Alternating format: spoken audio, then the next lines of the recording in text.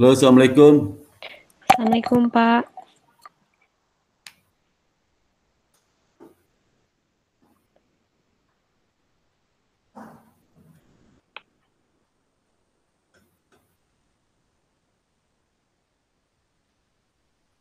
Assalamualaikum, Pak. Ya, buka itunya apa videonya ya. Iya, Pak.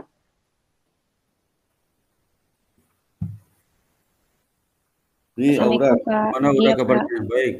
Alhamdulillah baik, Pak. Sehat ya? Iya, Sehat Pak. nggak? Alhamdulillah. Sehat, Pak. Alhamdulillah. Alhamdulillah ya. Keluarganya sehat keluarganya? Iya, Pak. Alhamdulillah semuanya Iya, sehat. Alhamdulillah. Hati-hati aja ya. Sekarang COVID merajalela luar biasa Iya. sekarang. Iya, Pak. Ya. Bapak sehat, Pak? Alhamdulillah sih sampai sekarang masih sehat saya. Iya, Ya. Pak. Alhamdulillah. Terus sekarang gimana Aura? Kamu udah selesai kan? Kesimpulan udah selesai? Iya, Pak. Udah. Udah apa? Udah pusaka udah? Iya, Pak. Udah kemarin yang Bapak koreksi. Ya, itu sekarang tinggal 5 lagi. Udah tahu ujian. Iya, Pak. Bapak bilang Nah, hari Senin. Nah, itu gimana, ya. Pak? Daftar aja Senin nggak apa-apa, Senin, daftar Senin besok. Kamu Mm-mm. kasih tahu, kamu ini apa? Minta dokumen-dokumen apa itu daftar sidang. Nanti Mm-mm. saya tanda tangani kan. Mm-mm. Nanti saya tangani itu. Ya tanya ke siapa? Ke si Bagi. Devita. Ya. Mm-mm. Jadi kita Mbak mau daftar sidang akhir syaratnya apa saja. Mm-mm. Nanti minta form itu daftar sidang itu apa saja. Iya, Pak. Nah, apa saja harus tanda tangani. Nanti kamu kirim ke saya melalui email nanti ya. Iya, Pak. Gitu. Hmm. Nanti hari Senin ya, Pak. Berarti saya tanya Mbak Devita dulu. Iya. Nah, terus nanti kalau udah selesai ujian nanti pada saat eh, finishing baru suruh kamu ke rumah saya ya harus tanda tangan basah saya itu ya Iya, tangan Pak. basah itu. Nah, itu Iya, tangan Pak. basah deskripsinya itu otentik kan itu Iya, Pak. ya udah tunggu ke rumah saya nanti ada jadwalnya saya kasih tahu nanti ya Iya, itu Pak. Pak, nanti ya saya ya kirim ke email ya, Pak. Kalau mau minta tanda tangannya. Nanti saya ya, chat ya, Bapak. kirim email ya kalau untuk ujian mau sidang skripsi masih email tentang Iya, elektronik Pak. tapi kalau untuk net nanti udah kamu selesai sidang perbaikan tanda tangan Mm, skripsinya ke mm-mm. saya baru nanti ke rumah ya. Iya, Pak. Baik, Ya, Pak. ya, ya. Kamu tinggal di mana? Aura? Di Rawamangun, Pak. Rawamangun itu ya, Rawamangun ya. Iya, Pak. Heeh. Ya ke BSD lewat tol aja tuh, masuk tol Rawamangun langsung sampai di ke rumah saya di Pasar Modern tuh, Pasar Modern Iya, di Pak. Iya, tol keluar udah dekat banget. Enggak, pokoknya di tol ke tol tuh ya, ke rumah saya iya, gampang Pak. lah ya. Mm-mm. Enggak masuk gang-gang kecil, jalan masih besar semua itu. Tadi Iya, Pak. tol tuh dekat, mesti 5 menit, nggak nyampe 5 menit dan sampai rumah saya tuh di keluar tol itu. Iya, Ya, Pak. Naik tol aja ya. berarti. Iya. Ya. Ada Doain lagi ya, Aura? Pak. Semoga Ya, oke. lancar ya, Pak. Doain. Ya, ya, sama-sama. Iya, Pak.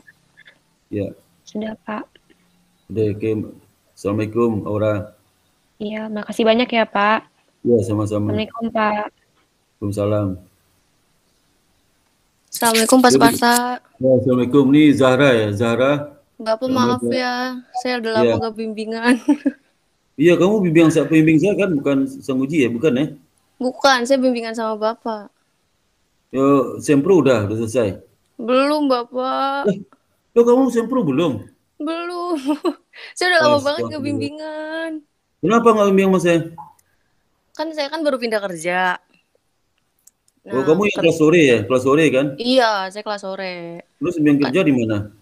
sekarang saya di restoran Pak, di akuntingnya. Hmm, waduh. Nah, kalau Sabtu itu saya masuk, jadi kadang suka susah bagi Sekarang masuk waktu. nih? Iya, tapi Sekarang tapi masuk nih? masuk tapi kerjaan saya udah selesai kan lagi WFH juga di rumah Pak. Oh iya, iya. Udah, kamu sampai bab berapa kamu sama lu? Saya sih kan kemarin baru selesai bab 1 tuh. Semalam sih saya lagi ngerjain bab 2 tapi belum selesai. Saya mau finalin bab satunya dulu boleh nggak Pak? Boleh, boleh, boleh. Nah bentar Pak, saya share screen-nya dulu.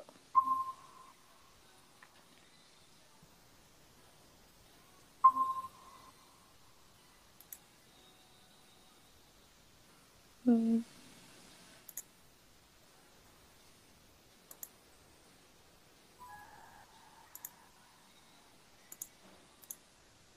Kelihatan nggak Pak? Belum lagi loading kali, belum. Lagi loading. Habis ini.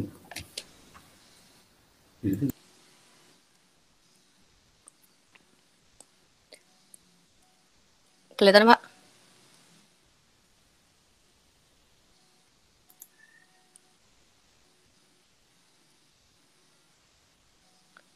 Halo, Pak Sparta. Di zoom lagi nggak kelihatan. Oke, maaf. Ya. Bentar, Pak, loading kayaknya.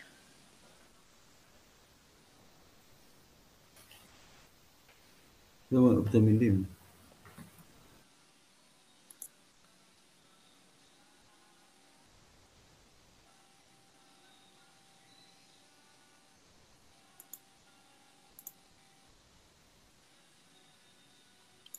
Belum ke Zoom ya, Pak ya?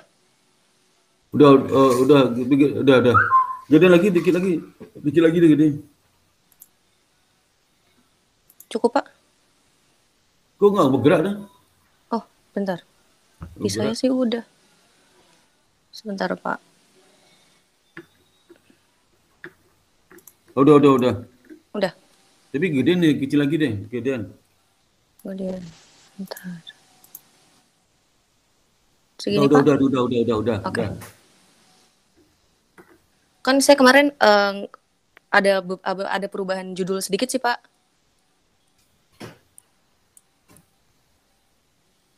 Ya, terus? Kalau sekarang saya lebih pakai teknologi acceptance model. Apa Saya sih tuh? udah Apa teknologi acceptance model itu apa itu? penerimaan. Bentar, Pak, saya juga lupa inget nih. Teknologi.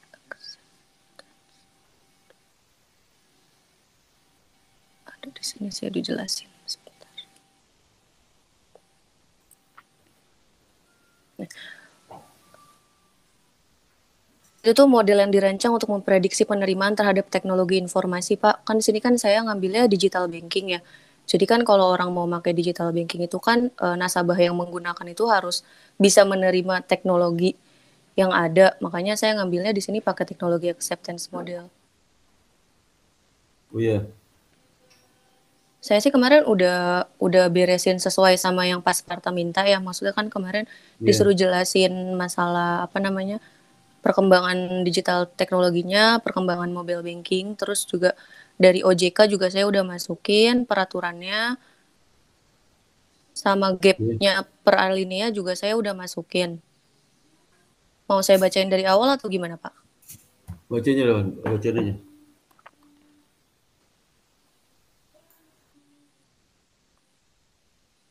Ini ya Pak, dari latar belakangnya kan perkembangan digital teknologi saat ini sangat dirasakan oleh hampir seluruh masyarakat di dunia termasuk di Indonesia.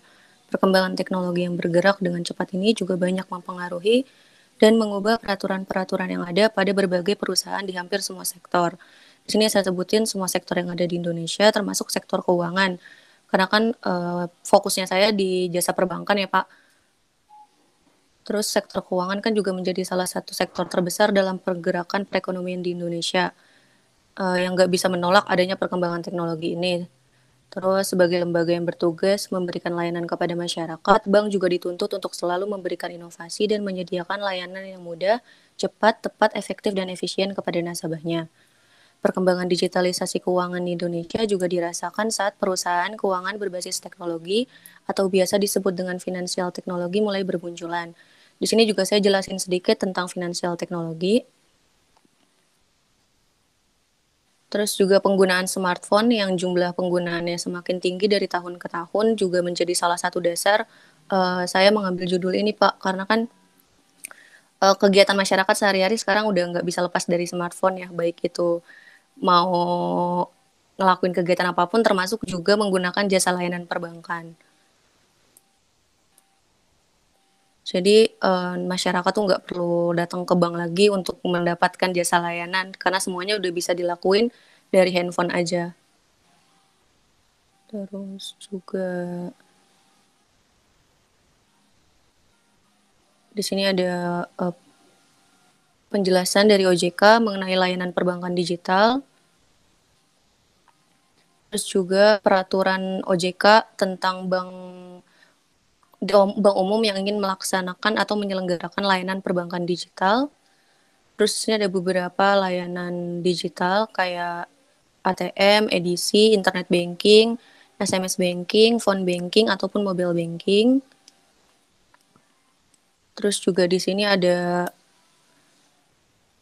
perkembangan transaksi e-channel perbankan di BCA dari tahun 2019 sampai tahun 2020.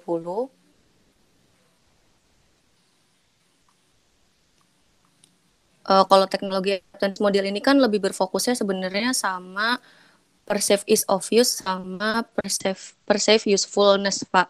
Kemudahan penggunaan sama persepsi manfaat. Nah, di sini juga saya emang mau menekankan atau melakukan penelitian terhadap faktor kemudahan penggunaan yang menjadi dasar landasan nasabah tuh mau menggunakan layanan digital banking sama persepsi manfaat juga. Terus saya juga nambahin persepsi resiko. Karena kan penggunaan mobile banking atau layanan digital juga nggak bisa dihindari dari resiko yang ada ya Pak. Jadi ya udah saya masukin indikator resiko untuk mengetahui salah satu faktor nasabah dalam menggunakan layanan digital perbankan. Terus jadi ini judul finalnya ini Pak.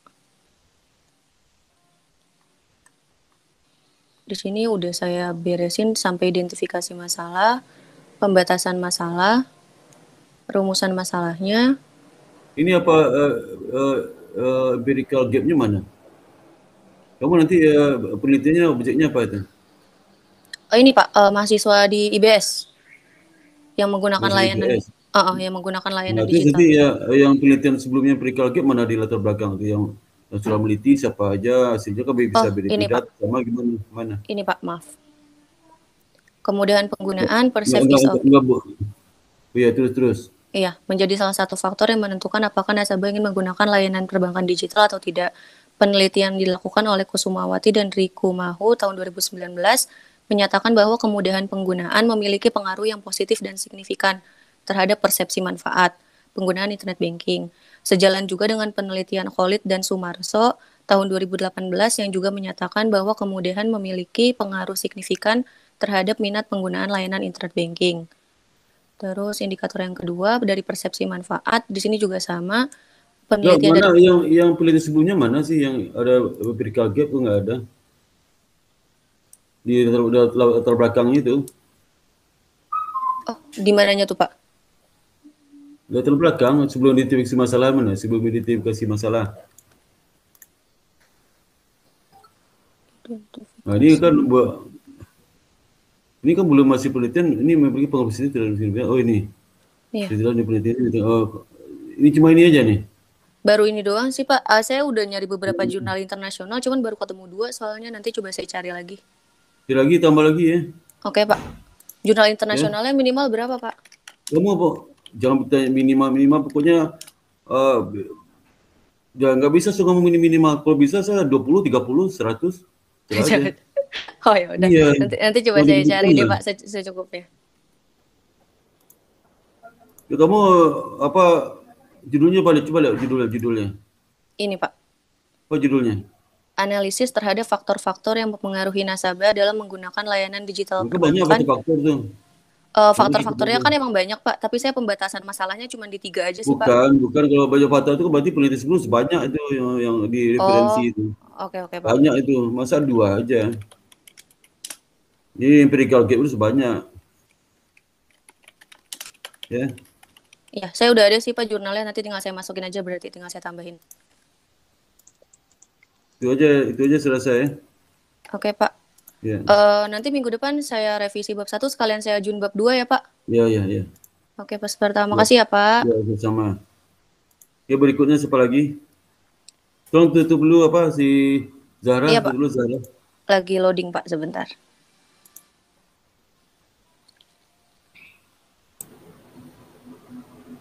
Setelah Zahra siapa masuk? Setelah Zahra siapa? Anissa, Pak. Oke, silakan. Izin share screen ya, Pak. Ya. Kamu sampai sampai apa kemarin terakhir apa? Ini mau masuk bab 5, Pak. Bab 5. Oke, silakan. Sebelumnya udah terlihat, Pak. Lagi loading tuh. Ya.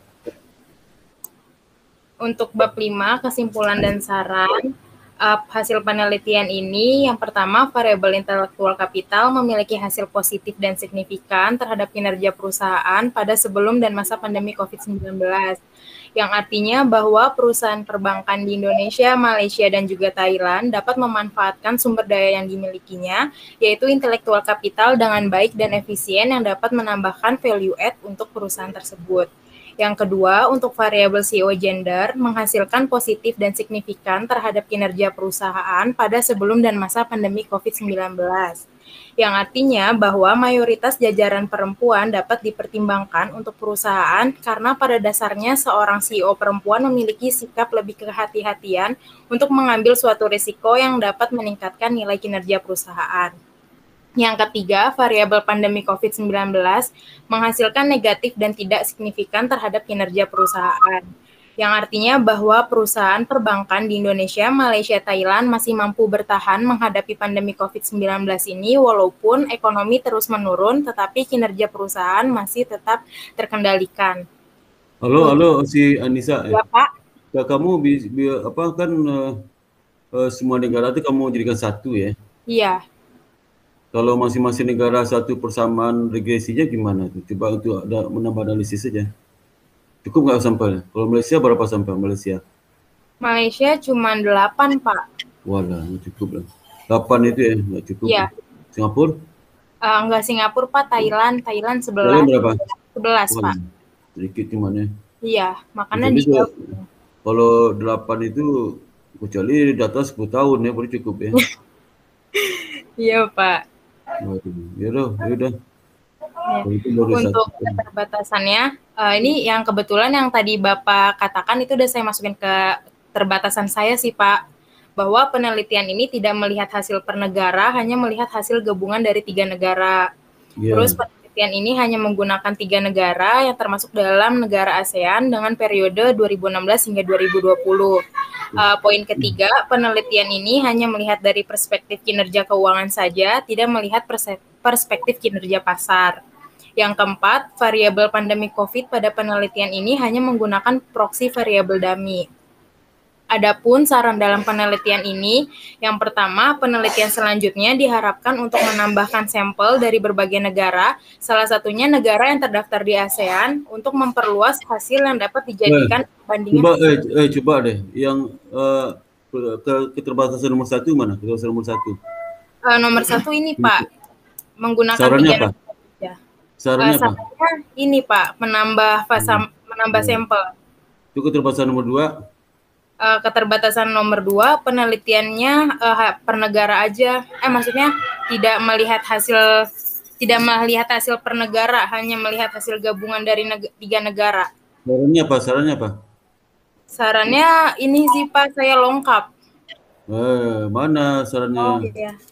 Harus ada saran nomor 2 juga. Jadi saran itu terkait dengan keterbatasan itu harus sistematis. Ya, berarti harus urut ya Pak sesuai sama keterbatasan ya Iya, Pak? Iya, sesuai dengan keterbatasan. Jangan saran nggak ada di keterbatasan, kamu kasih saran tuh. Untuk apa saran? Saran itu kan mengatasi keterbatasan. Oh iya Pak. Iya, berubah lagi ya. Iya. Terus ini yang tahu tuh saran Pak. Ketiga apa? Ketiga keterbatasannya apa? Ini perspektif kinerja keuangan. Mana? Nanti ini belum ketiga, Pak. Ketiga, ya saran ketiga apa? Keterbatasan ketiga apa? Kinerja keuangan. Sarannya apa? Sarannya juga saya tulis sih Pak. Itu yang keempat. Yang keempat di keterbatasan. Keterbatasan keempat apa? Keterbatasannya ini variabel pandemi COVID. Tapi saya nulisnya di poin 5 Pak. Keempat dong. Iya, ini makanya terbalik, Pak. Itu sarannya. Udah lain dibuang aja. Yang lain dibuang aja tuh. Yang lain dibuang aja. Kalau nggak ada hubungan keterbatasan, dibuang aja. Iya, udah Pak. Kenapa variabel dummy? Emang ada variabel lain? Enggak sih, Pak. Jadi di jurnal. Keterbatasannya aneh tuh. Gimana tuh? Oh, yang ini Pak. Nomor 4 itu. Ya apa maksudnya apa itu? kalau saya ngelihat dari jurnal-jurnal sebelumnya yang saya gunakan, bahwa variabel pandemi COVID ini menjadi ini sih Pak, perbandingan. Kan kalau misalkan yang kita pakai ini hanya variabel dummy 10. Kalau untuk variabel untuk penelitian sebelumnya itu dia tuh ini Pak, jadi ngelihat angkanya bahwa misalkan kinerja perusahaan dari ROA dilihat di tahun 2019 dan 2020 itu dibandingkan Pak, lebih berpengaruh yang mana gitu Pak, kalau lihat dari jurnal sebelumnya. Ini bukan variabel dummy deh, bukan? Bukan. Wah, itu lain lagi cerita itu. Lagi ceritanya itu dia masing-masing punya persamaan regresi sendiri. Oh gitu, ya Pak. Lain tuh nggak ada hubungan itu ah. Maka saya tanya tadi, kamu bisa nggak bikin persamaan sendiri? Nggak bisa, karena ada yang itu, ada yang sedikit sampelnya. Itu nggak bisa dibandingkan dummy lain lagi kita suatu substansi yang berbeda itu, aduh. Iya Pak. Tidak lagi itu. Ya, hapus 4 itu hapus saja. Iya, sudah Pak. Kamu tahu aja 4 itu kamu belum membuat kondisi masing-masing negara. Udah ada tadi kan? Udah ada tadi itu. Udah ada, apalagi 3 aja tuh. Jangan kemana-mana larinya. Saran itu 3 itu aja. Saran apa saran itu? Ya 3 itu aja udah sarannya apa tuh? Ya nanti dia. Ini saran. Ya. Ya nanti. Iya Pak, ya. Nanti saya tambahin ya Pak, ya. Iya. Pusaka ada pusakanya udah? Daftar pusaka kemarin udah Bapak cek. Ya udah. Apalagi? Apalagi ada yang mau tanyakan? Oh ini Pak, lampiran. Kan perusahaan saya kalau untuk lihat teman-teman yang kemarin bahwa perusahaan itu dilampirinnya nama-nama list perusahaan di bab 4 yang 4.1 Pak, di bawah 4.1. Tapi kan karena saya banyak 58 perusahaan, boleh nggak Pak kalau saya cantuminnya di lampiran aja?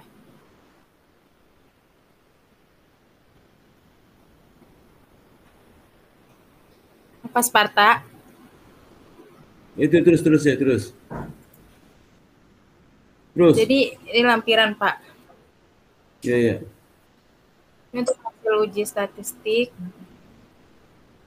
persamaan penelitian, untuk uji coba persamaan penelitian 1. Kamu apa yang halo kamu variabelmu jadi kamu variabel apa inflasi GDP jadi oke. Oh jadi Pak, nih ada Pak. Mana ini GDP inflasi itu nggak pengaruh Ini cuman baru uji coba sih Pak. Iya. Ya udah, apalagi ini? Udah Pak. Iya. Ya, makasih ya Pak. Iya, sama. Assalamualaikum.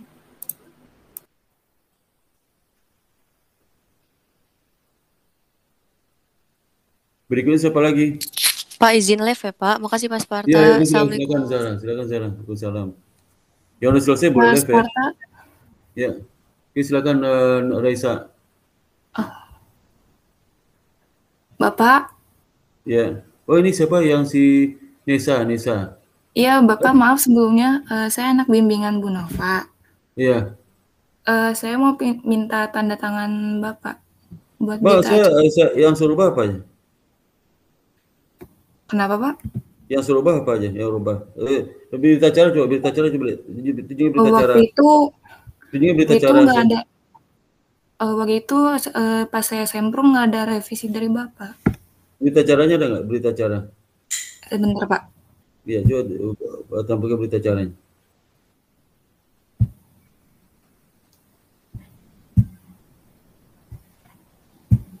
Kapan kamu ujian Nesa? Ujian sempro kapan? Bulan Mei Pak. Bulan Mei. Iya. Siapa lagi uji? Siapa lagi? Saya, siapa lagi? Sama Bu Ledi. Bu Vidi. Bu Ledi. Oh Ledi ya. Terus. Udah. Buka berita acara maju di atas. Terus di atas. Udah ada belum Pak? Ya saya kan nggak tahu siapa nanya nih. Hah? Ini saya screen-nya udah ada belum? Bukan, kamu bikin di berita acara itu yang saya itu nanya mana itu nanya siapa itu nggak ada. Ini siapa nanya nih? Nama dosen nggak ada. Oh, Bu Ledi. Nama dosen kedatangan dosen penguji.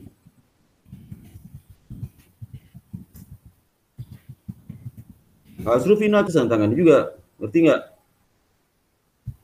Ya. Masa langsung absen ya tantangan?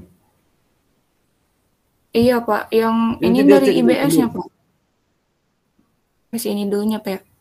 Iya, habis dulu kamu tahu biasanya pertanyaan Spina satu latar belakang masalah penelitian kalimat pada paragraf pertama. Maksudnya apa pertanyaan ini? Kamu memiliki apa? Apa maksudnya? Kan tentang ini saya menjelaskan apa? Gitu. Ngerti nggak? Iya Pak. Ya, saya mau ngomong belak-belakan aja.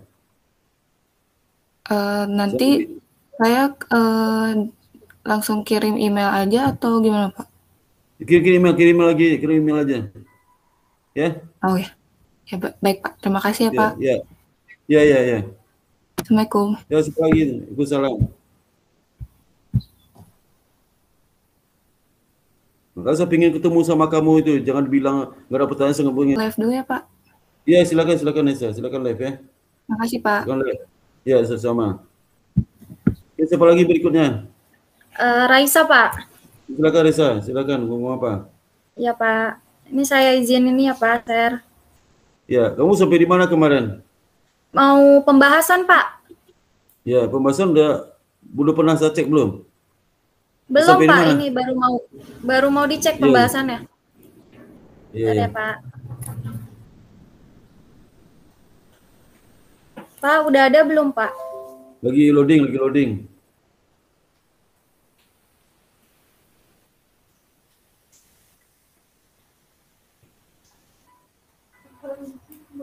Udah muncul Pak? Tadi di zoom lagi tuh, terlalu kecil tulisannya, nggak kelihatan saya. Terus kira-kira udah. Ya Pak. Jadi yang pertama itu ada pengaruh human capital terhadap kinerja perusahaan sebelum dan masa pandemi COVID-19. Berdasarkan hasil penelitian pada sebelum masa pandemi, diperoleh bahwa human capital berpengaruh negatif signifikan terhadap kinerja perusahaan. Hal ini sejalan dengan hasil temuan Saragi dan juga hasil temuan Agus Wahyudi 2016. Hasil penelitian pada sebelum pandemi COVID-19 menunjukkan bahwa human capital berpengaruh signifikan negatif terhadap kinerja perusahaan. Hal tersebut menunjukkan bahwa perbankan di Indonesia mampu mengelola sumber daya manusia dengan baik dan mampu meningkatkan produktivitas karyawan dan juga dapat meningkatkan kinerja perusahaan perbankan di Indonesia. Hasil berbeda dengan penelitian pada masa pandemi COVID-19 yang menunjukkan bahwa human capital tidak memiliki pengaruh signifikan terhadap kinerja perusahaan. Hal ini sejalan dengan hasil temuan Agunawan dan Purtanto 2017 dan Ciptaningsih 2016 bahwa human capital tidak berpengaruh signifikan terhadap kinerja perusahaan. Hasil penelitian ini memberikan bukti bahwa perusahaan perbankan di Indonesia pada masa pandemi COVID-19 bahwa peran skill, kompetensi, exposure, pengalaman, inovasi, inisiatif, dan seluruh komponen HC lainnya yang terdapat pada karyawan atau SDM yang dimiliki oleh perbankan belum berperan besar dalam meningkatkan kinerja perusahaannya. Hal tersebut kemungkinan disebabkan karena sumber daya manusia di perbankan di era teknologi saat ini pun juga lebih banyak bergantung pada sistem, proses, strategi, dan juga SOP. Lalu yang kedua itu ada pengaruh struktural kapital terhadap kinerja perusahaan. Hasil penelitian ini menunjukkan struktural kapital terbukti berpengaruh signifikan positif terhadap kinerja perusahaan sebelum dan masa pandemi COVID-19. Hasil penelitian ini sejalan dengan penelitian yang dilakukan oleh Suwarno dan Cacadi 2020 dan Alipur 2012. Hal tersebut menjelaskan bahwa perusahaan perbankan pada sebelum dan masa pandemi COVID-19 memiliki sistem informasi, struktur organisasi, strategi perusahaan, dan rutinitas kegiatan yang baik, sehingga mampu meningkatkan kinerja perusahaan perbankan di Indonesia.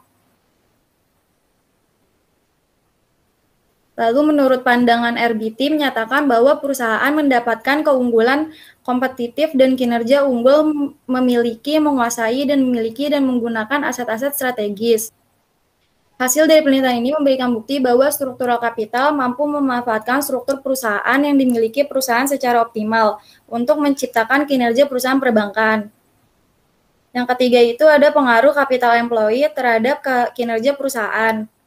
Hasil uji hipotesis pada sebelum pandemi COVID-19 menunjukkan bahwa variabel kapital employee berpengaruh signifikan positif. Hal ini sejalan dengan hasil penelitian yang dilakukan oleh Marzuki 2018 dan Roma 2016.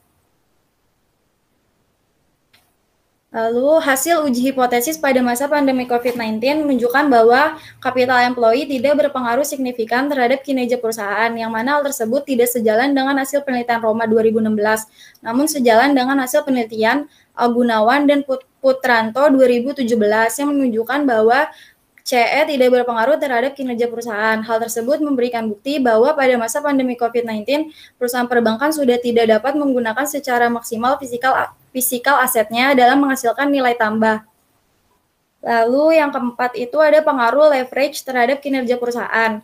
Hasil uji hipotesis pada sebelum dan masa pandemi menunjukkan bahwa leverage berpengaruh signifikan negatif, yang mana hal tersebut tidak sejalan dengan hasil penelitian Ludijanto 2014, namun sejalan dengan hasil penelitian Arvina dan Zamzami 2018 yang menyatakan bahwa leverage berpengaruh signifikan negatif terhadap kinerja perusahaan. Hasil penelitian ini menunjukkan bahwa perusahaan perbankan memiliki aktiva yang lebih besar daripada hutang yang dimilikinya, sehingga perusahaan dapat mengelola aktivanya yang dapat memberikan profitabilitas perusahaan yang baik. Lalu ada pengaruh pandemi COVID-19 terhadap kinerja perusahaan perbankan di Indonesia. Hasil penelitian memberikan bukti bahwa pandemi COVID-19 berpengaruh signifikan negatif terhadap kinerja perusahaan perbankan di Indonesia. Hal tersebut menunjukkan bahwa dengan adanya pandemi COVID-19 di Indonesia memberikan dampak terhadap kinerja perusahaan perbankan, yang mana hal tersebut dapat dilihat pada hasil ROE yang menurun dimiliki oleh Bank Bukopin sebesar min 4,61 yang pada tahun 2020 karena terjadinya pandemi COVID-19. Lalu ada pengaruh bank size, yaitu variabel kontrol di penelitian ini, yaitu menunjukkan bahwa bank size sebagai variabel kontrol berpengaruh signifikan positif terhadap kinerja perusahaan perbankan. Hasil penelitian ini memberikan bukti bahwa bank size berpengaruh terhadap kinerja perusahaan, bahwa perusahaan besar memiliki skala dan keleluasan ekonomis yang mampu menciptakan hubungan yang positif terhadap profitabilitas perusahaan perbankan. Lalu ada implikasi manajerial. Penelitian ini meneliti pengaruh intelektual kapital dan leverage terhadap kinerja perusahaan perbankan di Indonesia sebelum dan masa pandemi COVID-19. Hasil pada penelitian ini memberikan bukti bahwa HC yang dimiliki perusahaan pada sebelum pandemi memiliki pengaruh yang signifikan. HC secara sederhana mempresentasikan individual knowledge stock atau organisasi yang dipresentasikan oleh karyawannya. Sumber daya manusia yang baik dan mampu meningkatkan produktivitas karyawan sehingga dapat meningkatkan kinerja perusahaan perbankan. Lalu hasil penelitian ini juga memberikan bukti bahwa SC berpengaruh signifikan terhadap kinerja perusahaan perbankan di Indonesia. SC meliputi seluruh pengetahuan selain pengetahuan yang dimiliki sumber daya manusia dalam organisasi. Hal tersebut menunjukkan bahwa perusahaan perbankan pada sebelum dan masa pandemi COVID-19 mampu memanfaatkan struktur perusahaan yang dimiliki perusahaan secara optimal dalam menciptakan kinerja perusahaan perbankan. Lalu hasil pada penelitian ini juga memberikan bukti bahwa CE pada sebelum pandemi berpengaruh signifikan terhadap kinerja perusahaan perbankan di Indonesia. Maka hal tersebut menunjukkan bahwa sebelum pandemi perusahaan perbankan di Indonesia mampu mengelola dan menggunakan secara maksimal aset-aset yang dimilikinya, dan perusahaan perbankan dapat menjaga hubungan baik dengan para pihak eksternal yang berkaitan dalam bisnisnya. Hasil penelitian pada variabel independen lainnya yaitu leverage memberikan bukti bahwa leverage berpengaruh signifikan terhadap kinerja perusahaan perbankan di Indonesia. Hal tersebut menunjukkan bahwa perusahaan memiliki aktiva yang lebih besar daripada hutang yang dimilikinya, sehingga perusahaan dapat mengelola aktivanya yang dapat memberikan profitabilitas perusahaan yang cukup baik. Hasil pada penelitian ini juga memberikan bukti bahwa pandemi COVID-19 memiliki pengaruh signifikan terhadap kinerja perusahaan perbankan. Hasil penelitian untuk variabel kontrol yaitu bank size memiliki pengaruh signifikan terhadap kinerja perusahaan. Hasilnya memberikan bukti bahwa perusahaan besar memiliki skala dan keleluasan ekonomis yang mampu menciptakan hubungan yang positif terhadap profitabilitas perusahaan perbankan. Udah, Pak. Ini sama bab 5-nya, Pak. Berarti jadi apa implikasi manajerial ada Iya. berapa? Implikasi manajerial coba lihat nih. Implikasi manajerial. Ini, Pak. Ini. Manajerial. Saya jelasin satu-satu per variabel, Pak. Iya, iya. Udah, Pak. Udah. Kesimpulan mana kesimpulan? Saya bab 5-nya baru sampai Udah, besok kesimpulan ya? Kesimpulan. Iya. Oh, itu udah tuh. Jadi, kesimpulan iya, Pak, udah. baru sampai kesimpulan. Terus. Ya, terus. Nah, jadi yang pertama human capital ini, Pak, kesimpulannya. Udah, Pak, baru sampai situ. Ya, nanti lanjutkan ya. Iya, Pak. Keterbatasan dan saran. Iya, Pak, siap. Daftar pustakanya udah? Daftar pustaka ini, Pak. Mana? Ini udah waktu itu. Daftar pustaka pakai Mendeley. Iya, Pak, pakai. Itu pelan-pelan deh. Oh itu iya, lagi Pak. Pelan-pelan. Itu di atas. Pelan-pelan nih. Dari atas ya, Pak? Ya. Nih. Ya, pelan-pelan. Itu kiri kanan sama tuh cuma. Kiri kanan sama. Itu. Samanya gimana, Pak, maksudnya? Ini pakai pilih masa di nggak rata di kiri kanan ke rata tuh. Ya, Pak, bentar.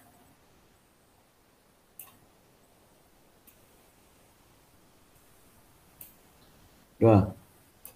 Udah di atas lo terus pelan-pelan.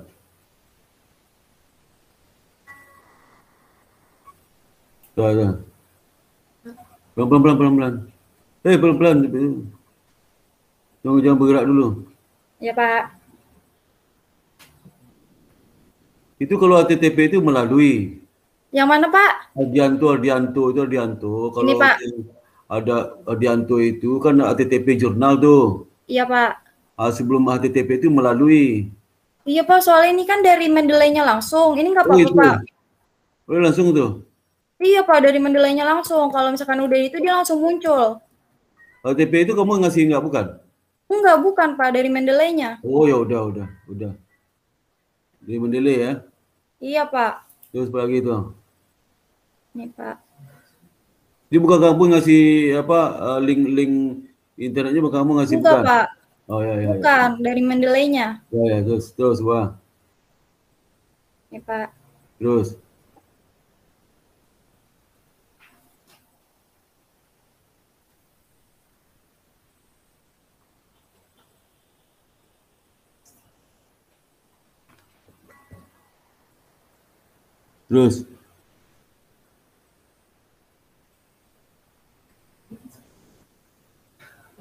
Pak, yang punya saya itu apa tuh? Ada pengaruh? Ini, Pak. Itu dari Mendeley juga itu? Iya, Pak, dari Mendeley.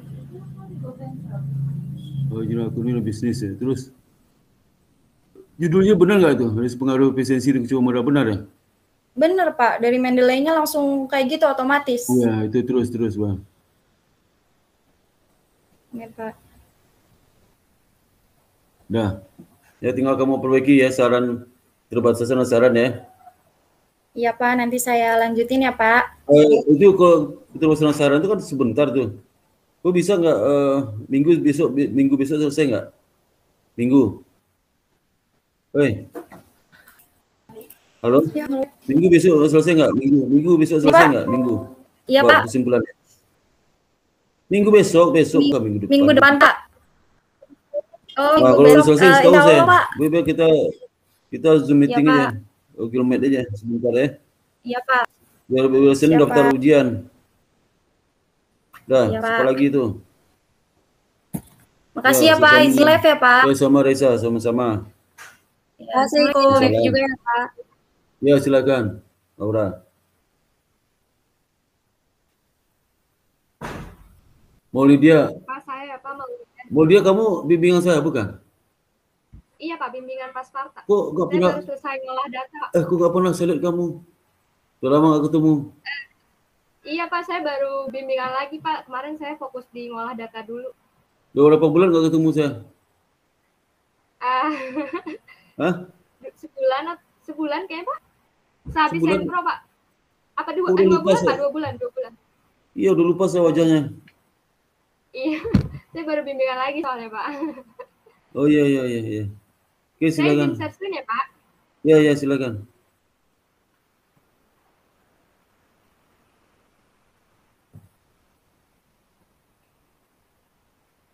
Maaf, Pak Sparta apa udah muncul?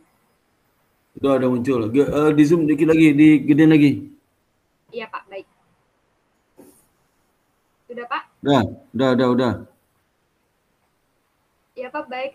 Jadi saya baru mulai bab 4 Pak. Ini kriteria pemilihan sampel penelitian saya. Jadi untuk model regresi 1 itu terdapat 57 perusahaan infrastruktur dan model regresi 2 juga sama 57.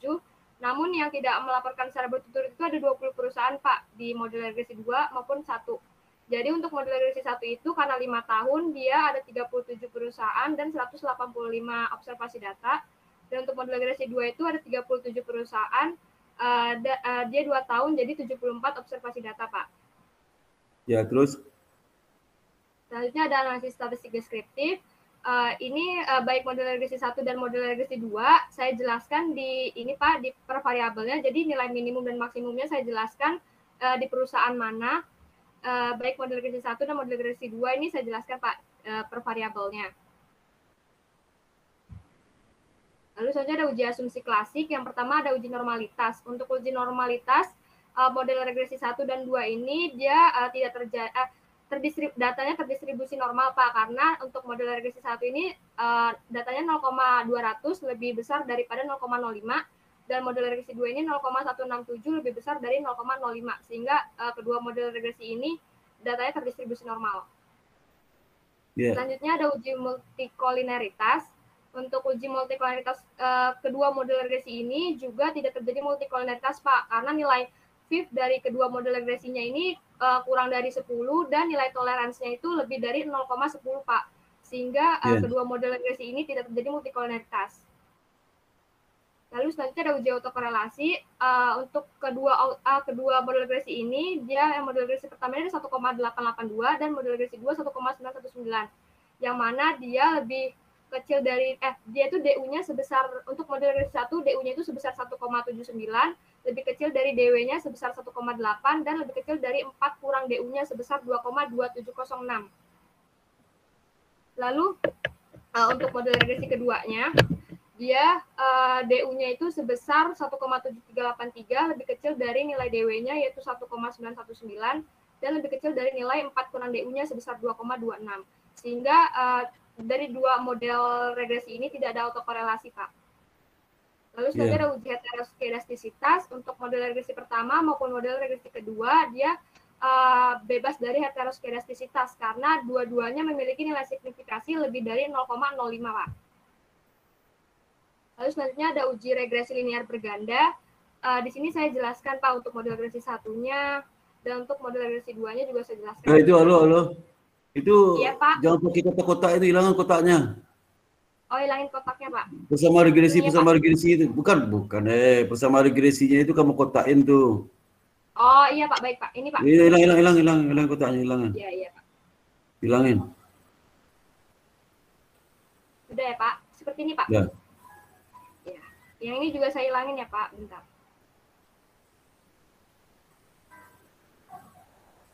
Sudah Pak. Selanjutnya ada pengujian hipotesis. Yang pertama ada uji koefisien determinasi atau uji R kuadrat. Di sini model regresi 1 dan model regresi kedua. Dia model regresi 1 itu sebesar 0,3. Itu tabel itu garis pembatas di atas dikasih dong. Kenapa Pak? Maaf. Tabel itu garis di atas, garis tabel di atas kok ada garisnya tuh. Oh iya Pak, nanti saya kasih lah. Kasih sekarang. Dikasih sekarang. Coba langsung. Di sini Pak, di bawah model regresi ya Pak? Iya. Loh, kan ngapain kamu kasih garis, kan di tabel itu ada harus kamu bisa tambahin lagi di tabel itu aja, ditambah garis di atas. Aduh. Oh iya Pak, ini saya kebetulan saya ketik manual Pak, jadi nanti saya edit lagi ya Pak. Saya ambil bukan kamu yang Kan tabel, coba tambah tu kamu klik tu. Aduh, kasih garis di atas tu. Ini Pak. Jangan garis di atas saja. Jangan, aduh, garis di atas. Itu kan bisa Pak. Kamu itu. Iya, cari semua dikasih itu, semua dikasih. Terubah sekarang. Sudah Pak. Banyak lagi, cek lagi semua tabel, cek lagi semua tabelmu. Cek lagi semua tabelnya. Mana sih?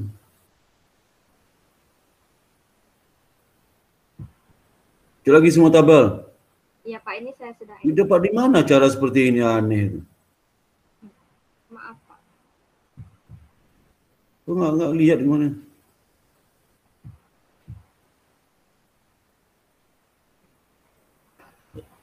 Aneh, soalnya aneh itu paling nggak itu tuh. Aneh aja.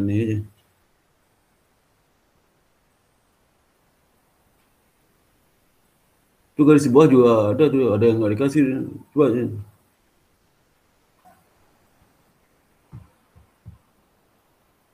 Sudah Pak, sudah semua Pak. Coba ada tabel di garis bawah juga nggak ada. Terlalu berapa tabel garis bawah nggak ada. Garis di bawah paling bawah nggak ada tuh.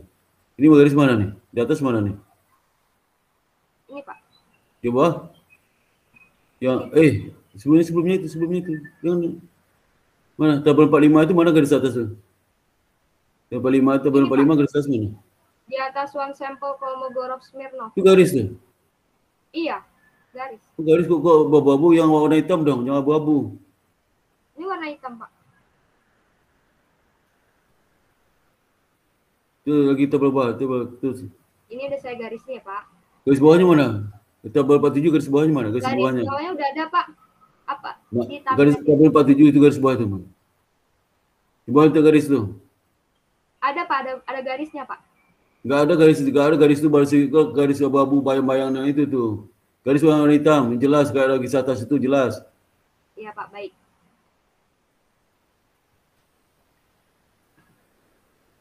Yang mana kamu? Aduh. Nggak usah pakai itu. Aduh.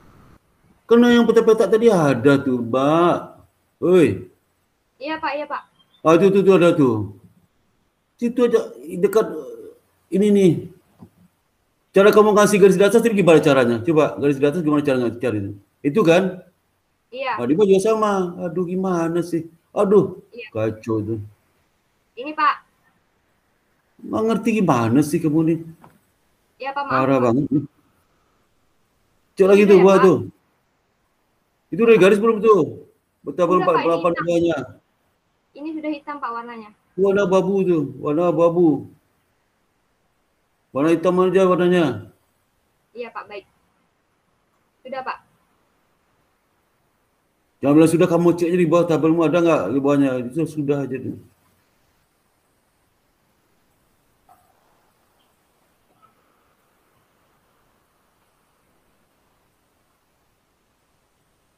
Samping belum tuh, samping lagi belum tuh, tabel tadi itu, samping belum tuh.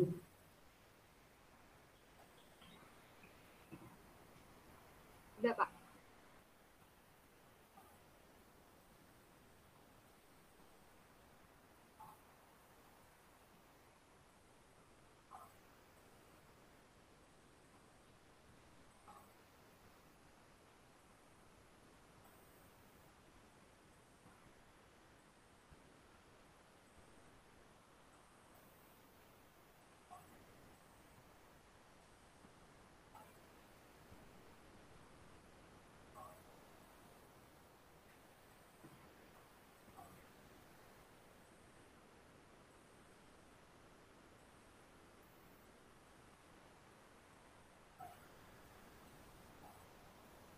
Tabel tadi garis atas sudah nggak? Ada garis atas bawah atas sudah?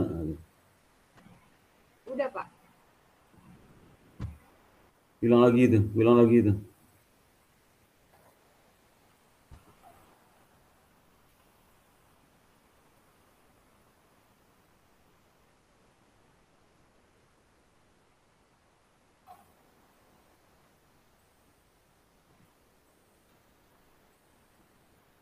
Bisa nggak tabel itu kiri kanan saja dengan itu?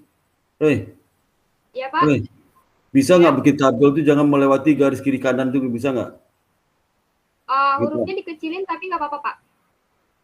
Ya kecil nggak apa-apa lah. Fontnya di 10-11 juga nggak apa-apa. Jangan menjorok ke kiri kanan lebih itu, nggak bagus, nggak boleh gitu. Iya Pak, nanti saya edit. Sekarang coba sekarang deh.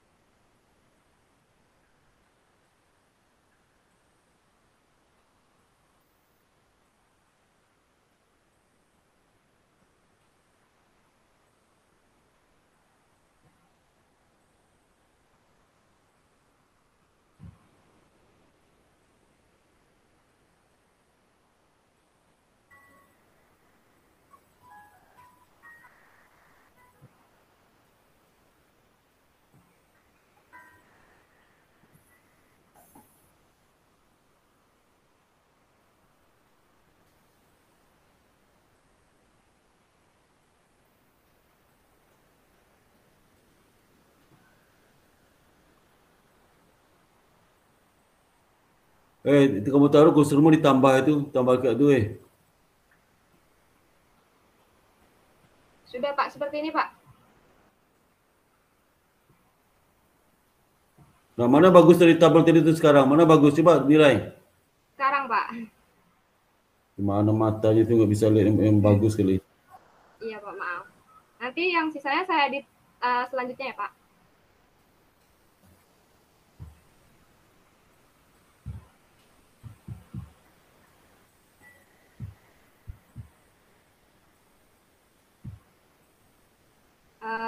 Baik Pak, jadi saya lanjutkan ya Pak. Untuk uji R ini, dia adjusted R square-nya itu sebesar, untuk model regresi pertama dia 0,360, yang berarti bahwa variasi variabel manajemen laba real dapat dijelaskan oleh variabel tax planning dan kinerja keuangan sebesar 0,360 atau 36%, dan sisanya sebesar 54% itu dijelaskan oleh faktor-faktor lain yang tidak terdapat pada penelitian ini. Lalu untuk model regresi 2 itu, dia terdapat 0,547, yang berarti bahwa variasi variabel manajemen laba real dapat dijelaskan oleh variabel tax planning, kinerja keuangan, dan pandemi COVID-19 sebesar 54,7%. Sisanya sebesar 45,3% itu dijelaskan oleh faktor-faktor lain yang tidak terdapat pada penelitian ini. Selanjutnya ada uji F. Uji F ini baik model regresi 1 maupun model regresi 2. Model regresi 1 itu memiliki F hitung sebesar 2,42, lebih kecil dari F tabelnya sebesar 6,897. Dan juga nilai signifikasinya sebesar 0,00 yang lebih kecil dari 0,05. Maka model regresi 1 ini diterima, Pak. Lalu untuk model regresi 2, dia nilai F hitungnya itu sebesar 2,35, lebih kecil dari F tabelnya sebesar 4,628. Dan nilai signifikasinya itu sebesar 0,019 yang lebih kecil dari 0,05. Maka model regresi 2 juga diterima, Pak. Selanjutnya ada uji T atau uji parsial. Di sini baik model regresi 1 maupun model regresi 2 untuk variabel tax planning dan leverage yang diproyeksikan dengan DER itu tidak berpengaruh secara signifikan terhadap real earning management, Pak. Namun untuk variabel profitabilitas dia berpengaruh positif terhadap real earning management. Di sini sudah saya jelaskan, Pak. Lalu untuk model regresi 2 dia juga sama seperti model regresi 1 untuk variabel tax planning dan leverage. Dia tidak berpengaruh secara signifikan terhadap real earning management, dan untuk variabel ROA ini berpengaruh positif terhadap real earning management. Untuk variabel dummy yang pandemi COVID-19 dia tidak berpengaruh positif, Pak. Sudah saya jelaskan juga di sini, Pak. Lalu untuk pembahasan hasil penelitian, saya baru menjelaskan 2 variabel, Pak, belum saya selesaikan. Ya, jadi ini analisis ini nanti kamu bandingkan hasil dengan teori sama seperti sebelumnya ya. Iya Pak, ini saya udah bandingkan dengan teori Ya, akuntansi. ya. Jelaskan kenapa berbeda, kenapa sama ya. Iya Pak. Sudah, teruskan bikinnya ya. Baik Pak, makasih ya Pak. Iya, sama-sama.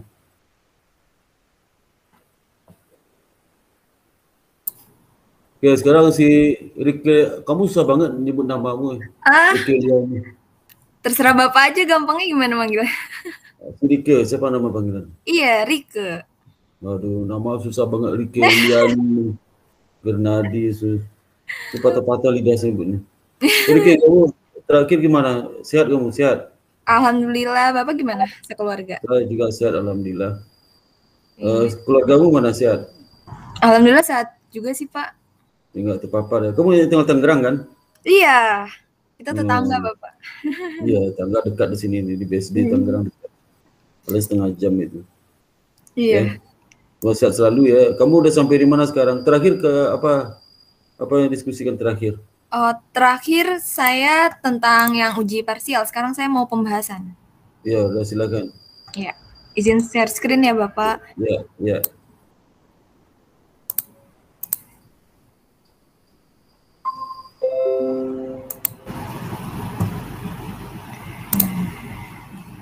Gua di zoom lagi, digedein lagi ya, Oke. Iya, Pak. Udah. Ya. Iya, jadi analisis hasil penelitian yang pertama, saya menjelaskan pengaruh ROA terhadap return saham. Jadi hasilnya itu kan return saham itu ROA tidak berpengaruh terhadap return saham. Hasil ini tidak sejalan. Halo. Ini iya, analisis ya? Udah analisis kan? Iya, analisis. Kalau udah analisis itu nggak ada lagi angka-angka sekian population segala itu nggak ada lagi itu ya. Kalimat kamu sendiri aja, ya. Iya. Berarti langsung gini aja ya, Pak, hasil ini tidak sejalan dengan teori. Ya. Terus? Hasil ini tidak sejalan dengan teori yang dibangun, yaitu signaling teori. Soalnya signaling teori itu kan menjelaskan seberapa penting informasi yang dikeluarkan oleh perusahaan terhadap keputusan investasi bagi pihak di luar perusahaan. Nah, ROA itu karena tidak berpengaruh, jadi dia belum dapat memberikan sinyal kepada para investor. Nah, hasil yang ditemukan ini... Kamu yang uji kepada siapa? Uji siapa aja? Bu Nova sama Pak Muklis. Ya, terus. Pak Muklis suka minta penjelasan kenapanya itu, sennya itu kenapa nggak sama, kenapa signifikan, kenapa nggak signifikan, dijelaskan kenapanya. Iya, saya menjelaskan dia ininya gara-gara belum menggambarkan itu ada, iya, terus. Ya, jadi rasio ini belum menggambarkan laba operasional yang sesungguhnya karena perhitungan orangnya menggunakan laba hasil penyataan akurat basis. Jadi investor tuh lebih cenderung menggunakan cash flow dalam mengambil keputusan investasi. Pasar tidak merespon ROA sebagai informasi yang bisa merubah keyakinan mereka sehingga tidak mempengaruhi return saham. Ini mengidentifikasikan bahwa para investor tidak semata-mata menggunakan ROA sebagai ukuran dalam menilai kinerja perusahaan untuk memprediksi total return saham. Nah, hal ini didukung oleh Sepriana 2018, Novian et al. Dan Mariam Anwar yang menunjukkan bahwa ROA berpengaruh dan didukung oleh Supriyanti Kasari dan Utami 2019, Setio dan Amana 2016, dan RM Musalam berhasil membuktikan bahwa ROA tidak berpengaruh terhadap return saham. Lalu yang kedua, ada pengaruh earning per share terhadap return saham. Itu hasilnya positif, jadi hasil yang ditemukan ini tidak sejalan dengan penelitian yang dilakukan oleh Salamat dan Mustafa 2016, Novita Sari 2017, dan Supriyanti Kasari 2019 yang berhasil membuktikan bahwa earning per share tidak berpengaruh terhadap return saham. Sedangkan hasil penelitian ini sejalan dengan penelitian yang dilakukan oleh Setiono, Mayuni, dan Saraswati yang berhasil membuktikan bahwa EPS berpengaruh terhadap return saham.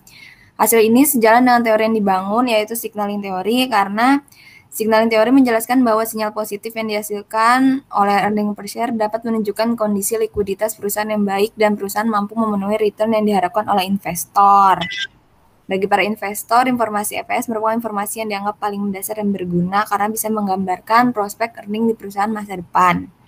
Jika earning per share tinggi, maka akan menunjukkan kinerja yang dihasilkan oleh manajemen baik dan dapat diterima oleh pasar sebagai sinyal yang baik sehingga akan memberikan masukan yang positif untuk para investor. Penelitian dilakukan oleh Setiono menyatakan bahwa semakin besar rasio earning per share, maka pendapatan perusahaan semakin besar dan menunjukkan tingkat keuntungan yang besar pula. Hal ini akan memberikan efek positif kepada harga saham.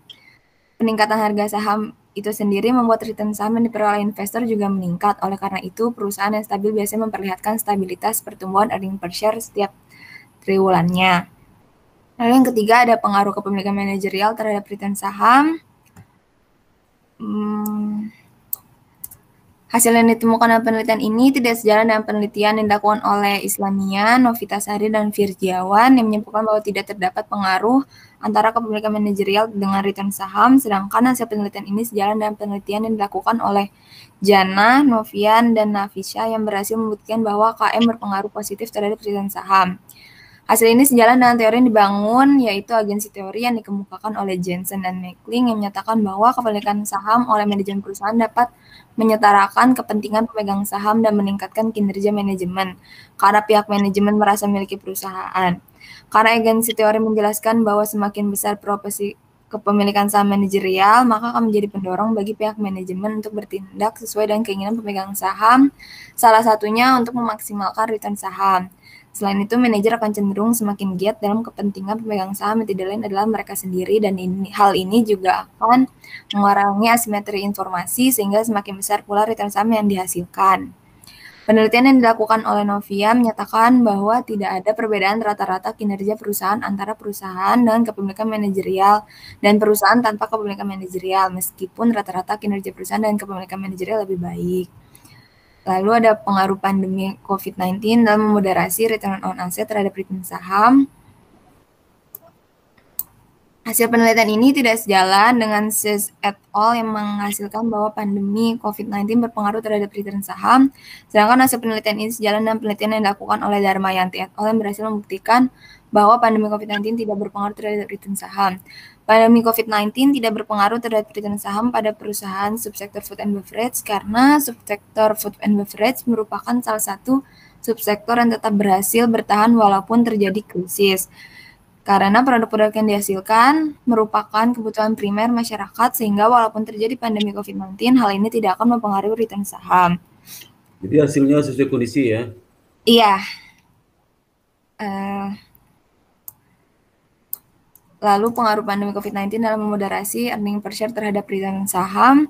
Hasil penelitian ini tidak sejalan dengan Swiss et al. Yang menghasilkan bahwa pandemi COVID-19 berpengaruh terhadap return saham, sedangkan hasil penelitian ini sejalan dengan penelitian yang dilakukan oleh Dharmayanti yang berhasil membuktikan bahwa pandemi COVID-19 tidak berpengaruh terhadap return saham. Sama juga alasannya karena subsektor ini merupakan salah satu subsektor yang tetap berhasil bertahan walaupun terjadi krisis, karena produk yang dihasilkan ada kebutuhan primer masyarakat sehingga walaupun terjadi pandemi, hal ini tidak akan mempengaruhi return saham.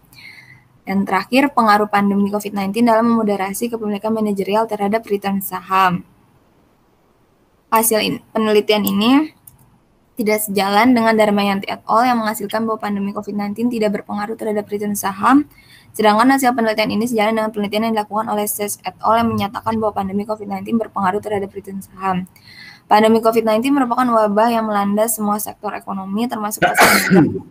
Diyakini bahwa pandemi COVID-19 telah mempengaruhi harga saham yang menjadi acuan return saham.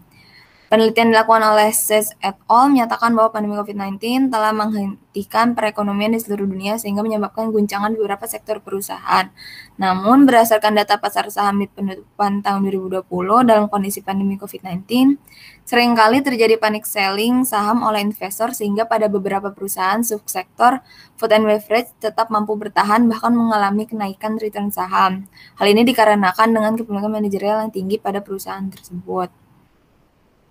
Lalu implikasi manajerialnya saya ngejelasinnya per variabel, Pak. Jadi yang pertama profitabilitas yang diproyeksikan dengan ROA tidak berpengaruh terhadap return saham, namun perusahaan tetap harus meningkatkan. Lo jangan gitu ya. Judulnya. Jadi implikasi manajerial yang 491, cuma 491, jangan satu itu 491. Oh. 491. Baik, Pak. Bentar. Judulnya itu 491 kok 4.91. Iya, ini saya lagi. Ya. Judulnya implikasi manajerial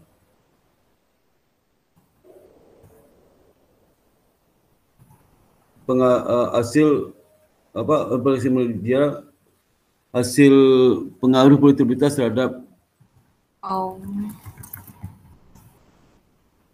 terhadap apa? Return saham. Udah itu aja ya. Baik, Pak.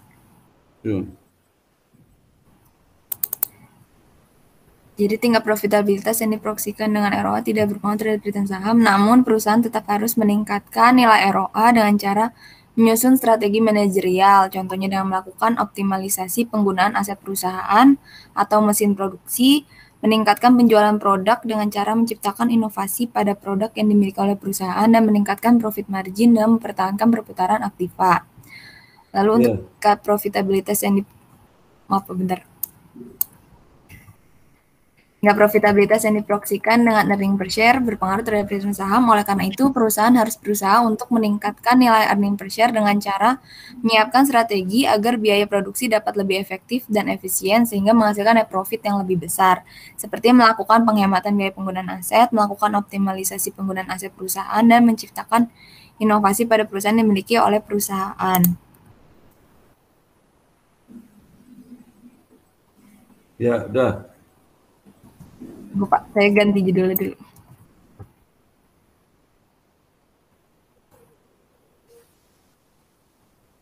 Lalu struktur kepemilikan yang diproyeksikan dengan kepemilikan manajerial itu berpengaruh terhadap return saham. Oleh karena itu, perusahaan harus berusaha untuk meningkatkan kepemilikan manajerialnya, di mana hal ini akan mendorong kepercayaan pihak investor untuk berinvestasi pada perusahaan tersebut.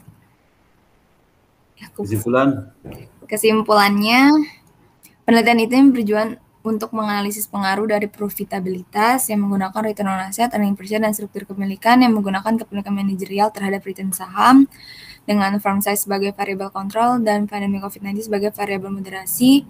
Studi empiris dilakukan menggunakan sampel sebanyak 80 perusahaan subsektor food and beverage yang terdaftar di BEI periode 2016 sampai 2020. Kesimpulan yang diperoleh dari hasil penelitian ini adalah sebagai berikut. Pertama, profitabilitas yang diproyeksikan dengan ROA tidak berpengaruh terhadap return saham perusahaan subsektor food and beverage. Hal ini mengartikan bahwa rasio ROA belum menggambarkan laba operasional yang sesungguhnya karena perhitungan ROA menggunakan laba hasil penyataan akurat basis. Jadi investor lebih cenderung menggunakan cash flow dalam mengambil keputusan investasi. Yang kedua, profitabilitas yang diproyeksikan dengan earning per share berpengaruh positif terhadap return saham. Hal ini mengartikan bahwa bagi para investor, informasi EPS merupakan informasi yang dianggap paling mendasar dan berguna karena bisa menggambarkan prospek earnings di perusahaan masa depan. Struktur kepemilikan yang diproyeksikan dengan kepemilikan manajerial berpengaruh positif terhadap return saham. Hal ini mengartikan bahwa tidak ada perbedaan rata-rata kinerja perusahaan antara perusahaan dengan kepemilikan manajerial dan perusahaan tanpa kepemilikan manajerial. Lalu pandemi COVID-19 tidak mempengaruhi naik turunnya ROA terhadap return saham, artinya bahwa ROA perusahaan subsektor food and beverage berhasil bertahan walaupun terjadi krisis, sehingga walaupun terjadi pandemi COVID-19, hal ini tidak akan mempengaruhi return saham. Lalu yang kelima, pandemi COVID-19 tidak mempengaruhi naik turunnya earning per share terhadap return saham, artinya bahwa earning per share perusahaan subsektor food and beverage berhasil bertahan walaupun terjadi krisis, sehingga walaupun terjadi pandemi tidak akan mempengaruhi return saham. Yang terakhir, pandemi COVID-19 memperkuat hubungan antara struktur kepemilikan yang diproyeksikan dengan kepemilikan manajerial terhadap return saham. Berdasarkan data pasar saham di penutupan tahun 2020, dalam kondisi pandemi seringkali terjadi panic selling, namun pada perusahaan subsektor food and beverage tetap mampu bertahan bahkan mengalami kenaikan return saham. Lalu keterbatasannya, yang pertama, sampel pada penelitian ini terbatas hanya meneliti pada perusahaan subsektor food and beverage yang terdaftar di Bursa Efek. Sarannya bagi peneliti selanjutnya diharapkan untuk menambahkan sampel penelitian pada perusahaan sektor lain, tidak hanya subsektor food and beverage. Lalu keterbatasan yang kedua, periode penelitian ini terbatas hanya dilakukan selama 5 tahun, yaitu periode 2016 sampai 2020. Sarannya, bagi peneliti selanjutnya diharapkan untuk menambahkan periode penelitian agar dapat memberikan hasil penelitian yang lebih akurat. Lalu yang ketiga, penelitian ini hanya menggunakan variabel independen profitabilitas yang diproyeksikan dengan ROA dan earning per share. Sarannya, apabila peneliti selanjutnya ingin melakukan penelitian terkait return saham, diharap menambahkan variabel lain yang dapat mempengaruhi return saham seperti rasio solvabilitas dan likuiditas. Lalu yang keempat, keterbatasannya penelitian ini hanya menggunakan variabel independen struktur kepemilikan yang diproyeksikan dengan kepemilikan manajerial. Sarannya, apabila peneliti selanjutnya ingin menggunakan variabel independen struktur kepemilikan, diharapkan untuk menambahkan proksi selain kepemilikan manajerial seperti kepemilikan institusional dan kepemilikan asing. Lalu keterbatasan yang terakhir, indeks saham yang digunakan pada penelitian ini hanya yang terdapat di Indonesia. Sarannya diharapkan dapat menggunakan objek lokasi penelitian yang berbeda. Nah, sarannya mana sarannya? Ini. Kelihatan. Nomor satu. Iya, nomor 1 yang ini, Pak. Nomor 1, Jadi, 1. Iya, ini 1. Oh, iya, 5. Iya. Terus apa lagi itu? Ya, udah daftar pustaka mana? Daftar pustaka. Udah ini mendelay? Udah mendelay, Pak. Ya, coba lihat pelan-pelan. Iya. Pelan-pelan terus pelan-pelan. Itu Fahmi itu apa tuh? Fahmi buku, Pak. Oh, buku ya. Iya. Terus pelan-pelan. Itu nama kota nggak ada, alfabetnya nama kota nggak ada. Saya padahal masukin di Mendeley tapi dia nggak keluar, nggak tahu kenapa, nggak kebaca. Ya udah, terus apa lagi pelan-pelan ke bawah. Terus.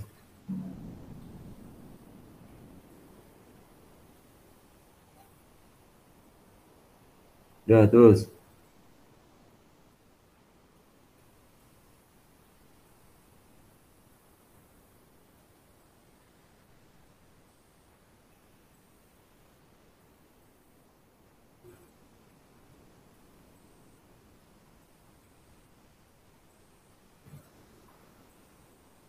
Sudah, Pak. Itu judul itu jangan ditulis besar dong. Susilowati, huruf kecil coba deh, huruf kecil. Judul jurnalnya. Iya, nanti saya ubah, harus di Mendeley-nya soalnya, Pak. Ini kan iya. Nggak bisa diubah. Iya, baik, Pak. Oke, kamu siap ujian aja, daftar ujian aja ya.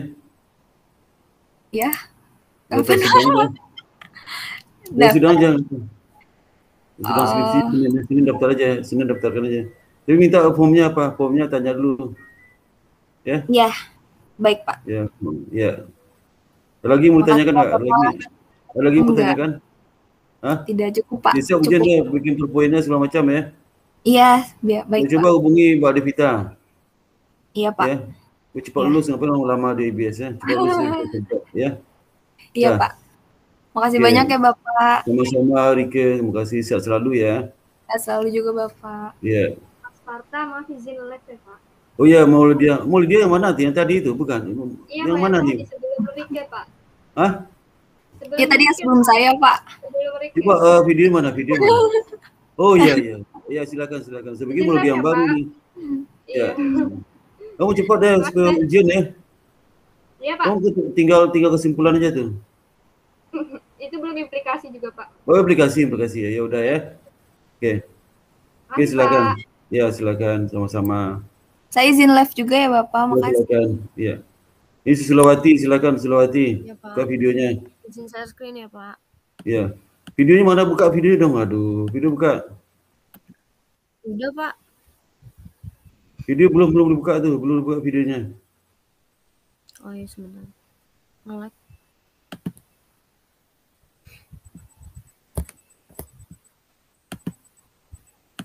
Udah, kemana aja kamu selama ini? Hah? Wah, nggak bimbingan sama saya lagi? Kerja, Pak.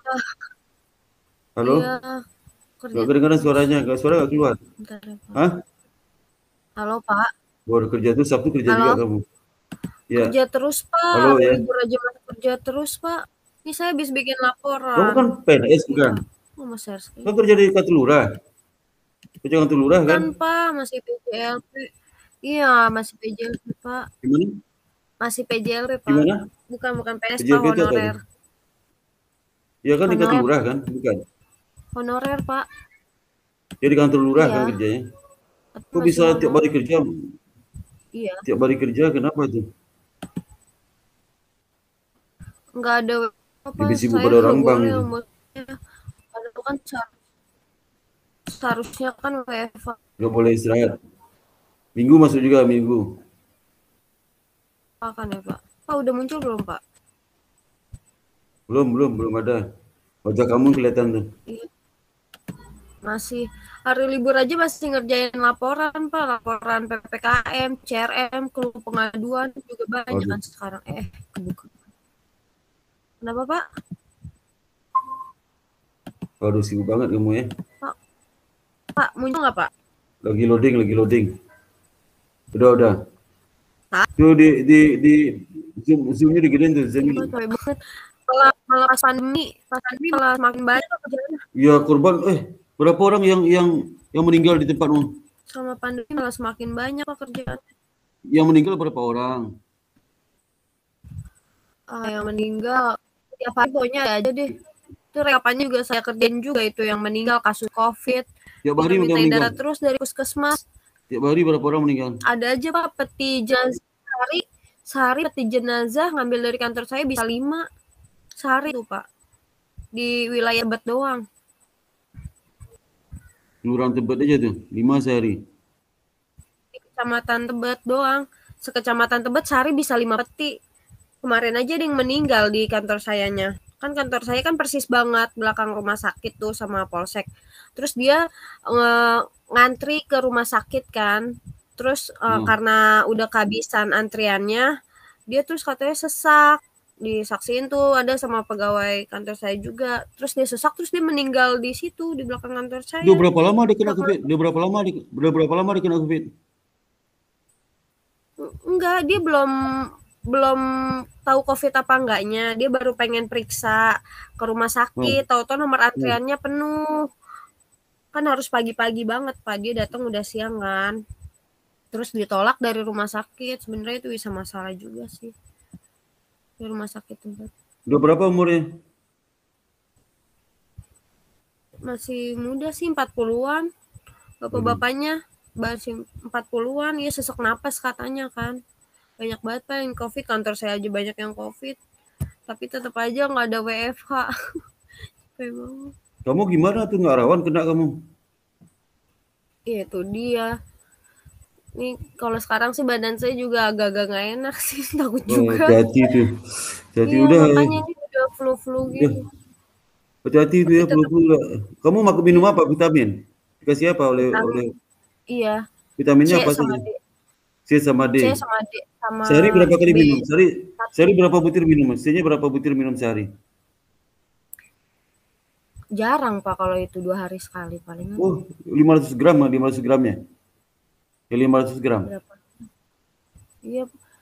Kan nggak boleh sering-sering juga Pak. Soalnya nanti tulangnya malah keropos jatuhnya kan. Oh gitu. Kalau sehari minum 3 kali nggak boleh? Vitamin C itu? Nggak boleh Pak. Nggak boleh. Nggak boleh sering-sering katanya sih gitu. Kalau vitamin D? Sekali sehari. Sekali sehari. Berapa butir? 2 butir, 1 butir? 1. Oh, 1. Itu 1 vitamin C 1 butir, vitamin D 1 butir, vitamin E 1 butir. Yang kasih tahu siapa? Dokter? Iya, dari puskesmas. Kan juga dapat sih saya kalau vitamin gitu-gitu dari puskesmas, dari RSUD dikasih. Jadi sehari cuma 1 butir sebutir. Jadi vitamin C 1 butir, vitamin D 1 butir sehari. Ya. Iya, Pak. Iya. Halo? Iya, Pak. Iya. Halo? Iya. Kayak gitu, Pak. Banyak terus teman saya juga yang kena. Iya. Ya udah, kamu sehat selalu ya, Susilo. Iya, amin. Makasih ya, Pak. Susi, panggil Susi itu Silo panggilan. Dari kemarin juga Susi. Sebenarnya dari kemarin juga pengen bimbingan kan. Terus saya kan masih ada kelas juga waktu kemarin sama Bapak. Iya. Terus juga lemas. Ada aja deh nanti tiba-tiba ada sidak.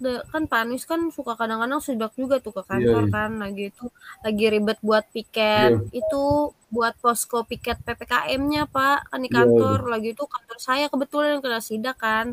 Jadi bikin data itu semuanya tuh. Data apa aja deh dikumpulin. Gitu. Iya deh.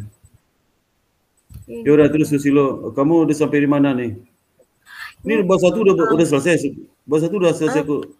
Bab perbaikan? 1 sih saya tapi belum direvisi lagi sama Bapak sih.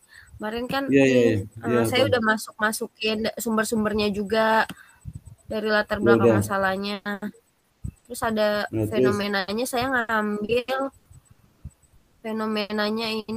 ngambil yang ADES nih.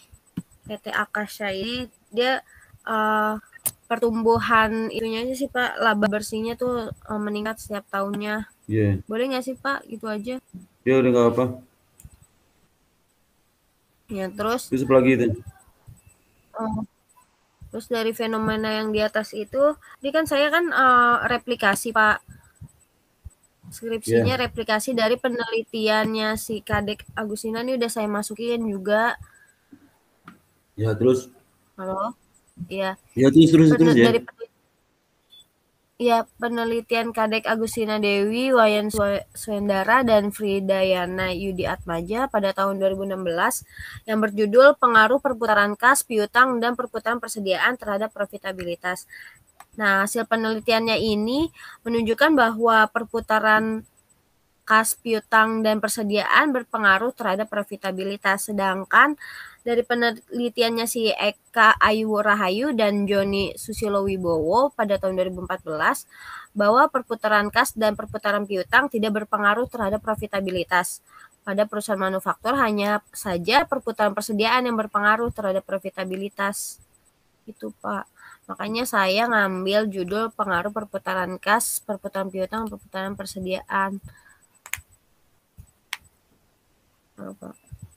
Terus diidentifikasi masalahnya. Yang pertama, penelitian berjudul pengaruh perputaran kas, perputaran piutang, dan perputaran persediaan terhadap profitabilitas yang akan diteliti kembali berupa replikasi. Yang kedua, adanya fenomena terkait profitabilitas pada PT Akasya Wira Internasional atau ADES. Terdapat sedikit penurunan yang dikarenakan perlambatan dengan turunnya daya beli masyarakat akibat penutupan gerai minimarket 7-Eleven. Itu apa tuh? Itu identifikasi masalah tuh? Identifikasi masalah. Iya, terus. Identifikasi masalah, Bang. Terdapat sedikit penurunan yang dikarenakan perlambatan dengan turunnya daya beli masyarakat akibat penutupan gerai minimarket 7-Eleven secara nasional. Pada tahun 2017 kan ditutup semua tuh, Pak, 7-Eleven. Terus serta penutupan beberapa toko retail modern. Akan tetapi produk bisnis kosmetika melonjak tinggi. Jadi di PT ADES ini dia laporannya antara yang produk minuman dan kosmetik ini digabung.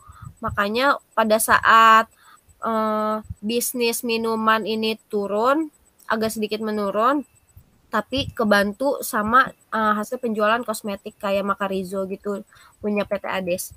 Lalu pembatasan masalahnya, dalam hal ini membatasi masalah yang akan dibahas yaitu pengaruh perputaran kas, perputaran piutang, dan perputaran persediaan terhadap profitabilitas pada perusahaan manufaktur yang terdaftar di BI periode 2016 sampai 2020 dikarenakan cenderung mengalami fluktuatif atau tidak memiliki nilai yang pasti pada tiap tahunnya.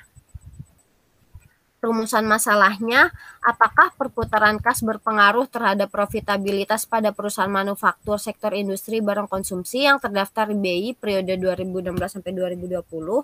Yang kedua, apakah perputaran piutang berpengaruh terhadap profitabilitas pada perusahaan manufaktur yang terdaftar di BI 2016 sampai 2020? Yang ketiga, apakah perputaran persediaan berpengaruh terhadap profitabilitas pada perusahaan manufaktur sektor industri barang konsumsi yang terdaftar di BI tahun 2016 sampai 2020. Dan terakhir, apakah secara simultan pengaruh perputaran kas, perputaran persediaan, dan perputaran piutang terhadap profitabilitas pada perusahaan manufaktur sektor industri barang konsumsi yang terdaftar di BI periode 2016 sampai 2020. Tujuan peneliti berdasarkan perumusan masalah, tujuannya adalah untuk mengetahui apakah perputaran kas berpengaruh terhadap profitabilitas pada perusahaan manufaktur. Yang kedua, untuk mengetahui apakah perputaran piutang berpengaruh terhadap profitabilitas pada perusahaan manufaktur. Yang ketiga, untuk mengetahui apakah perputaran persediaan berpengaruh terhadap profitabilitas. Dan yang keempat, untuk mengetahui apakah perputaran kas, perputaran persediaan, dan perputaran piutang secara bersama atau simultan berpengaruh terhadap profitabilitas pada perusahaan manufaktur.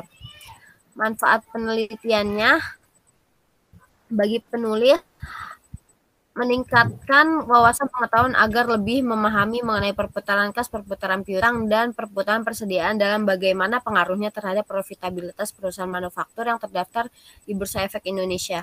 Bagi penulis selanjutnya diharapkan dapat menjadi bahan referensi bagi penulis lain dalam menyempurnakan penelitian yang akan dilakukannya berkaitan dengan pembahasan dalam penelitian ini. Manfaat bagi perusahaan, penelitian ini diharapkan dapat memberikan manfaat dalam memberikan masukan bagi perusahaan mengenai peningkatan profitabilitasnya.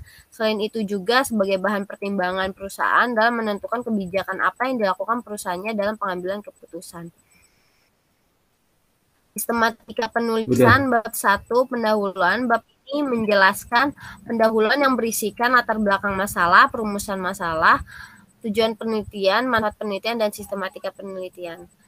Landasan teorinya, bab ini menjelaskan mengenai teori-teori yang digunakan sebagai rujukan penelitian. Dalam bab ini juga berisi peneliti terdahulu, kerangka pemikiran, dan hipotesis penelitian.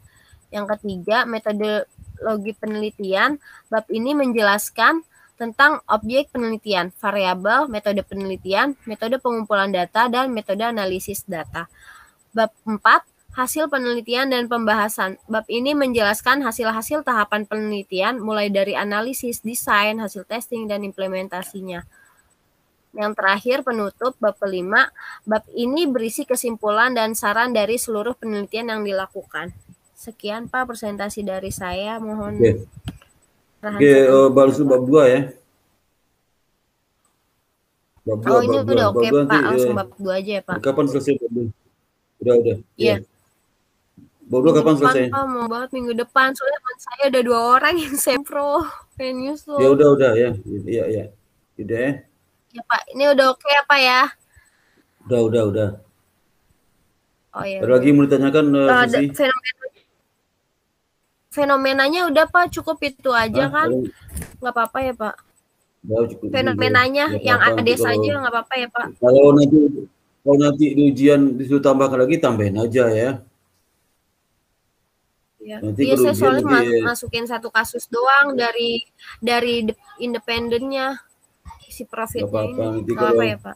Nanti kalau di ujian sempro nanti suruh tambahkan dosen lain, suruh tambahin aja ya. Ya. Oh ya udah, siap, Pak. Makasih banyak ya, Bapak. Makasih, Pak. Ya, Assalamualaikum. Izin live ya, Pak. Waalaikumsalam warahmatullahi wabarakatuh. Tutup itunya apa? Tutup ininya apa? Stop sharing. Oh iya. Stop sharing dulu. Stop. Oh iya. Nah, udah. Udah, Pak. Lemot nih laptop aku. Udah ya, Pak? Udah. Ya udah, saya lihat, Pak. Makasih banyak, Pak. Assalamualaikum. Wajahnya lusuh. Kenapa, Pak? Ya. Wajahmu kuyu kelihatannya. Kenapa, Pak? Wajahnya kuyu. Iya, Pak. Lemes banget. Banget. Ini laporan juga belum selesai, Pak. Masih ngerjain laporan PPKM. Gak apa-apa. Gajimu bukan lumayan gede tuh.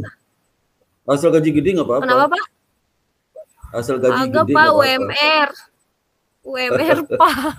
Sama juga. Gak apa-apa, sabar ya. Siapa tuh nanti kamu diangkat PNS kan? Amin. Doain ya, Pak. Iya, insyaallah. Cepat lulus S1-nya ya supaya diangkat PNS sambil B1 ya. Iya, Pak. Minggu depan setor bab 2 ya, Pak. Iya. Oke, selamat ya, Bapak. Ya, selamat sehat selalu. Jaga kesehatan ya. Jangan lupa minum obat vitamin ya. Iya, Pak. Makasih Bapak juga ya. Ya, Pak. Assalamualaikum. Waalaikumsalam.